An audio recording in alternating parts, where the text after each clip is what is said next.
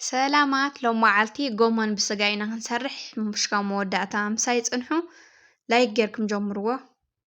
መጀመርታ ጎመን ነዘጋጂ ማለት እዩ። ጎመን ሓምሊ ካብኡ ቀይሕ ሽጉርቲ፣ ፃዕዳ ሽጉርቲ፣ ዘይቲ፣ ቃርያ እና ናብኡ ዝኣቱ ቀመም ዝተፃረየ ስጋ ማለት እዩ። ካብኡ ጎመንና ብደንብ ጌርና ንሓፅቦ ማለት እዩ። ኣነ ጎመን ቲ ዕንጨይቲ ከይኮነ ባዕሉ እቲ ጎመን ተሓምሉ ጥራይ የኸቲ ዕንጨይቲ እቲ ክተትይዎ ተደልየኹም ግን ክተትይዎ ትኽእሉ ኢኹም ብደንብ ጌርና ክንሓፅቦ ኣለና ደጋጊምና ማለት እዩ። ግን እዚ ዕንጨይቱ ኣነ ስለለይጥቀመሉ እየ እምበይ ይጠቅም እዩ። ዋና ዓብይ ጥቕሚ ዘለዎ እቲ ዕንጨይቲ እዩ። ተደሊኩም ክትጥቀምሉ ትኽእሉ ኢኹም።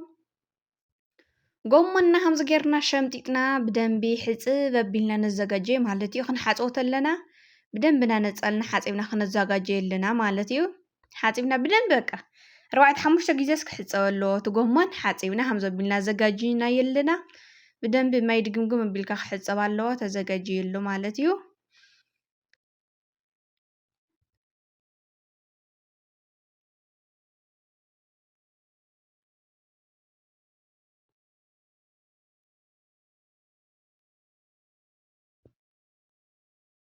ካብኡ ስጋና ነዘጋጂ ስጋና ብለዘጋጀና ማይ ፈኽፈኽ ክብል እዩ እቲ ስጋ ማለት እዩ። ቅድሚ ምስ ስጋ ምጥዋሱ ንእሽተይ ፈኽፈኽ ኣቢልና ክነብሎ ኢና ማለት እዩ።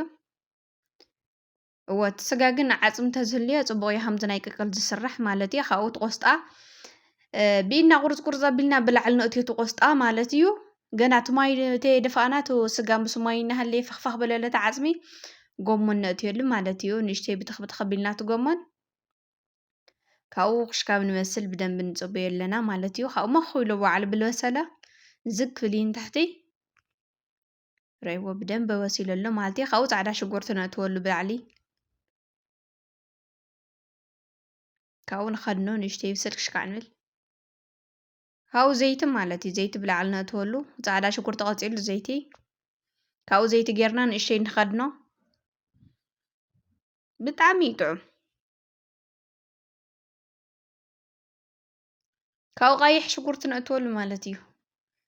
ድሕሪ ዘይቲ ቀይሕ ሽጉርቲ ነእትወሉ ብላዕሊ ኣሕቢርና ብደንብ ጌርና ንሕብሮ ኣለና ማለት እዩ። ካብኡ ጨው ነእትወሉ